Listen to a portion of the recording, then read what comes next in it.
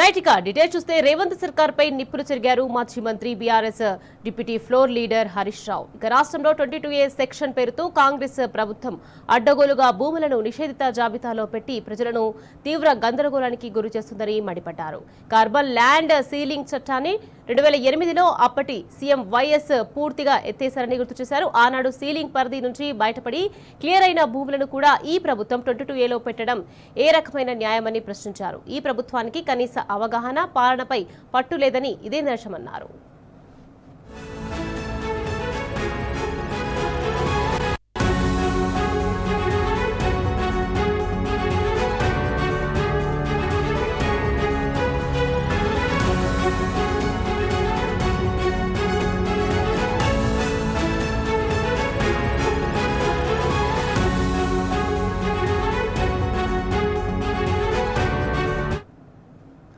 ఇక హైదరాబాద్ నగరంలో లక్షలాది ప్రాపర్టీలను రాత్రికి రాత్రే ప్రొహిబిషన్ లిస్టులో చేర్చారని మండిపడ్డారు హరీష్ రావు.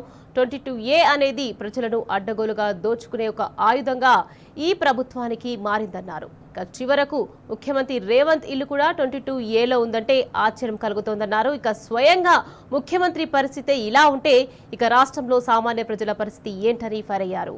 హంతకుడే సంతాప సభ పెట్టినట్లు ఈ ప్రభుత్వ తీరు ఉందని మండిపడ్డారు. అసలు ఈ ప్రాపర్టీలను 22Aలో ఎవరు పెట్టారు, కమిషన్లు తీసుకుని ఎవరు తొలగిస్తున్నారు, దీనిపై తక్షణమే విచారణ జరగాలని హరీష్ రావు డిమాండ్ చేశారు.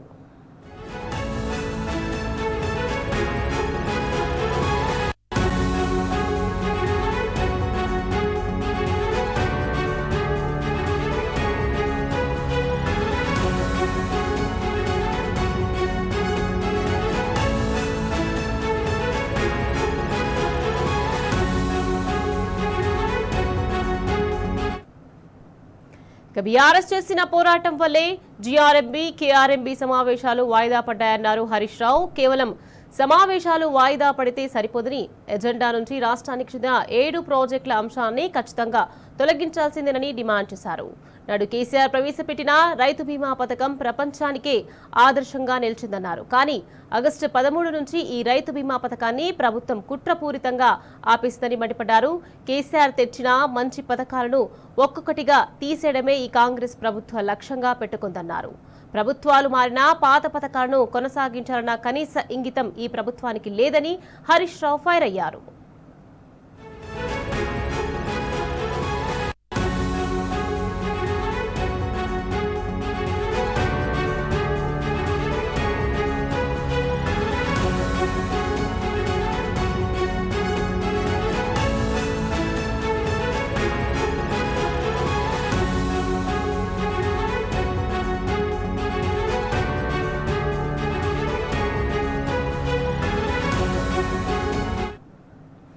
రాజ్యాంగం మీద ప్రమాణం చేసిన ముఖ్యమంత్రి రేవంత్ ప్రభుత్వ కార్యక్రమాల్లో నిస్సిగ్గుగా పచ్చి అబద్దాలు మాట్లాడుతున్నారని మండిపడ్డారు హరీష్ రావు.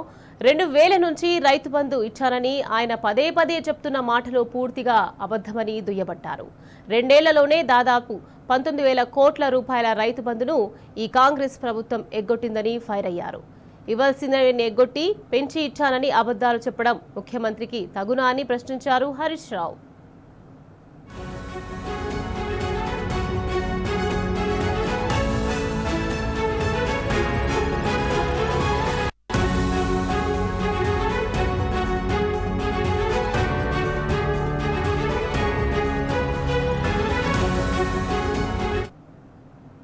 కళ్యాణ లక్ష్మి పథకాన్ని కాంగ్రెస్ ప్రభుత్వం పక్క కుట్రతో ఉద్దేశపూర్వకంగా నీరుగార్చి ఖతం చేసిందని ఫైర్ అయ్యారు హరీష్ రావు. కోర్టు స్టే ఇచ్చింది కాబట్టి ఆపేశామని ఇప్పుడు డ్రామాలు ఆడుతున్నారని దుయ్యబట్టారు. కానీ కోర్టు స్టే రాకముందే ఈ పథకాన్ని కాంగ్రెస్ సర్కార్ పాతాళంలో బొందపెట్టిందన్నారు.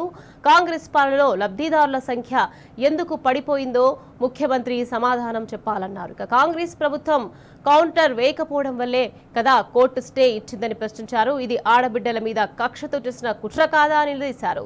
దీనికి రేవంత్ రెడ్డి ప్రభుత్వం ఏం సమాధానం చెప్తోందన్నారు. దీన్ని బట్టే ముఖ్యమంత్రి రేవంత్ కు ఎస్సీ, ఎస్టీ, బీసీ, మైనార్టీల వర్గాల పట్ల ఉన్న ప్రేమ ఏ పాటితో ఇట్టే అర్థమవుతుందన్నారు. ఇక కళ్యాణ లక్ష్మి ఆగిపోతే పట్టించుకొని ఈ ప్రభుత్వం బీఆర్ఎస్ పార్టీ ఉద్యమించి రోడ్డెక్కి పోరాటం చేసిన తర్వాతే ఉలిక్కిపడి కదిలిందన్నారు. ఇప్పుడు హడావుడిగా అఫిడవిట్ వేస్తామని, అప్పీల్కు పోతామని కొత్త నాటకాలకు తెరతీస్తున్నారని మండిపడ్డారు హరీష్ రావు.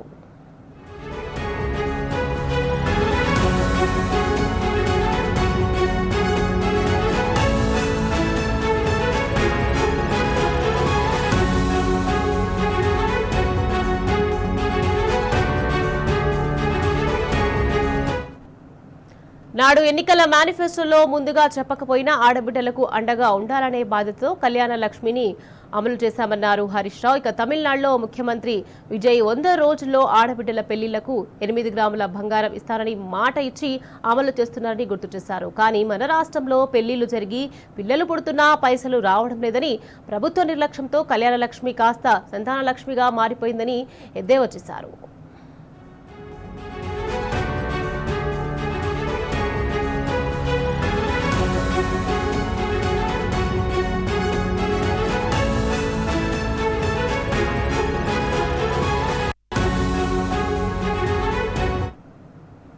ఉద్యోగుల జీవితాలతో ఈ ప్రభుత్వం చెలగాటం ఆడుతోందని మండిపడ్డారు హరీష్ రావు. గత 3 నెలలుగా జీతాల నుంచి ఈహెచ్ఎస్ డబ్బులు కట్ చేస్తున్నారు, కానీ ఆ కార్డుతో ఏ ఆసుపత్రిలో ట్రీట్మెంట్ ఇస్తారో తెలియని అయోమయ పరిస్థితి నెలకొందన్నారు. ఇక రేవంత్ పాలన అంటే కుటుంబ పాలనని 4 బ్రదర్స్ పాలనగా మారిపోయిందని ఫైర్ అయ్యారు హరీష్ రావు. ఈ ప్రభుత్వంలో రేవంత్ సొంత మనుషులకు మాత్రమే జస్టిస్ జరుగుతోందని దుయ్యబట్టారు. దళితులకు, గిరిజనులకు, బీసీలకు మాత్రం తీవ్ర వ్యతిరేకంగా పనిచేస్తున్నారని ఫైర్ అయ్యారు.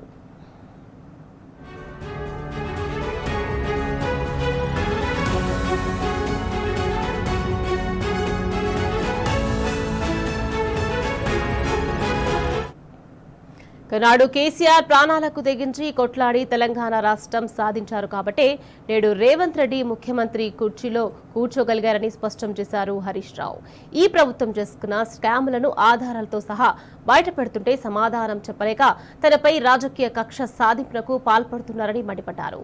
కేసీఆర్ ను విమర్శించే స్థాయి రేవంత్ రెడ్డికి లేదని ఫైర్ అయ్యారు. అసలు రేవంత్ కథ ఏంటో, ఆయన చరిత్ర ఏంటో స్వయంగా కాంగ్రెస్ నాయకులు కోమటిరెడ్డి, రాజగోపాల్ రెడ్డి, చిన్నారెడ్డి, పోచారం బహిరంగంగానే చెప్పారని తెలిపారు. తాను ఆధ్యాత్మిక భావనతో తమిళనాడు తిరుచిలోని రంగనాథ స్వామి దేవాలయానికి, కర్ణాటక కొల్లూరులోని మూకాంబిక అమ్మవారి ఆలయానికి వెళ్లానన్నారు. కాను అక్కడ ఏవో పూజలు చేసినట్టు బురద జల్లుతున్నారని మండిపడ్డారు. ముఖ్యమంత్రి దగ్గర ఆధారాలు ఉంటే తక్షణమే బయట పెట్టాలని హరీష్ రావు సవాల్ విసిరారు.